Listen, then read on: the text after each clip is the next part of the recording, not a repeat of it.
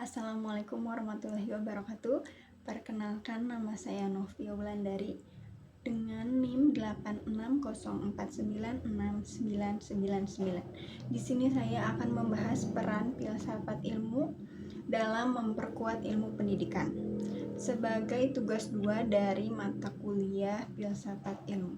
Di sini saya akan membahas filsafat ilmu sebagai fondasi untuk kita berpikir kritis dalam lingkup pendidikan.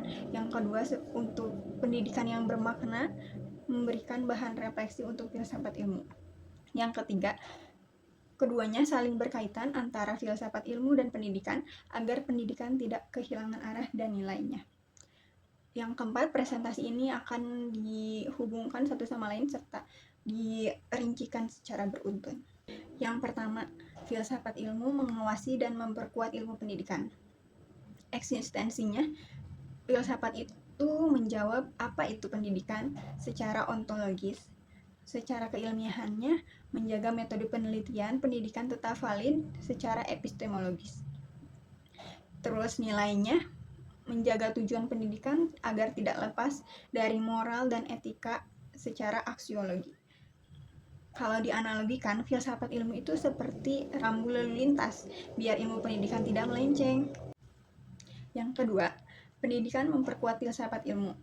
Kalau dalam praktik pendidikan yang bermakna jadi refleksi filsafat ilmu, seperti masalah-masalahnya tadi kelas, hingga melahirkan teori baru dan pemikiran baru karena keadaan sosial. Lalu guru dan mahasiswa menjadi agen pengembangan filsafat ilmu melalui riset tindakan di kelas. Sebagai contohnya, adanya kurikulum merdeka itu lahir dari refleksi praktik pembelajaran yang pernah dilalui. Lalu filsafat ilmu itu sebagai visual analisis. Kenapa sih bisa dibilang seperti itu? Karena filsafat ilmu itu membedah masalah pendidikan lewat 3 cabang. Yang pertama ontologi, yang kedua epistemologi, yang ketiga aksiologi. Kalau secara ontologi itu bisa apa sih hakikat pendidikan? Apa itu belajar? Apa itu pendidikan? Lalu secara epistemologinya, bagaimana sih cara yang paling valid untuk pengetahuan di kelas agar siswanya mudah masuk ke otak atau mudah dipahami? Lalu secara aksiologinya, nilai apa yang ingin dicapai? Apakah adil? Apakah bermolar? Apakah bermanfaat bagi anak-anak, bagi sekitar? Dengan adanya 3 masalah pendidikan, bisa dibedah secara mendalam, bukan cuma di permukaan saja. Selanjutnya saya akan membahas contoh penerapan konkret di Indonesia. Yang pertama, ada kebijakan Merdeka Belajar yang lahir dari nilai kebebasan dan humanisme.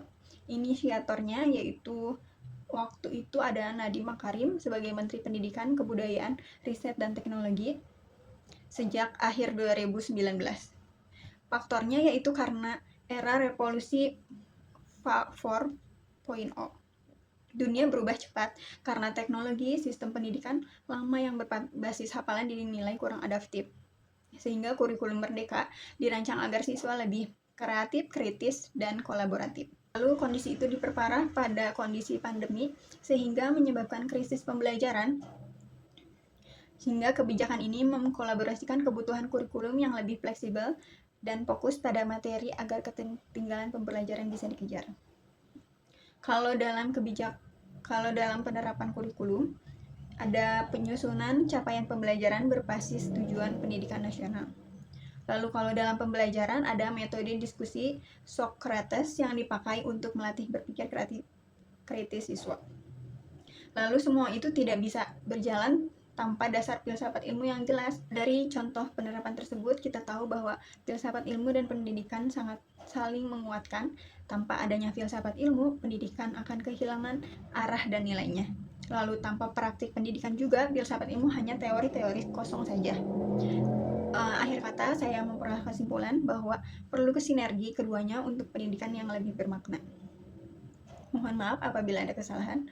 Sekian presentasi dari saya. Wassalamualaikum warahmatullahi wabarakatuh.